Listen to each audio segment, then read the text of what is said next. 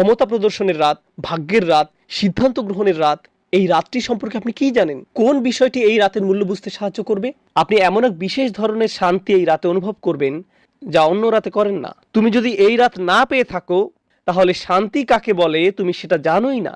এই রাতে আমরা কি কি জিনিস চাইবো এবং এই রাতে মূল্য সম্পর্কে হাদিসে কি বলা হয়েছে?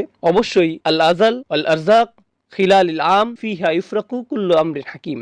আমাদের সীমা, আল্লাহর কাছে ফেরার পূর্বে আমাদের জীবনকাল, আমাদের সকল রিজিক, এই সব কিছু সম্পর্কে এই রাতে ডিক্রি জারি করা হয়। ফেরেশতারা অবতরণ করেন। কি নিয়ে অবতরণ করেন? বিল খাইরি ওয়াল বারাকাতি ওয়ার রহমাতি ওয়াল মাগফিরাহ। তারপর এটা সেই রাত কিনা তা বোঝার কিছু উপায় তুলে ধরছি। আবারও বলছি, এখানে ভৌগোলিক সীমাবদ্ধতার কথাটা মাথায় রাখতে হবে। ইন্নী কুনতু উরিতু লাইলাতুল কদরি সুম্মা নুসিতুহা। এটা হলো শক্তির রাত, ভাগ্য নির্ধারণের রাত বা মহামূল্যবান রাত। কদরের অনেকগুলো সম্ভাব্য অনুবাদ রয়েছে। আজ রাত এই সূরা নিয়ে আলোচনা করার উপযুক্ত সময়, যেহেতু আমরা রমজানের শেষ 10 দিনে প্রবেশ করেছি। আমাদের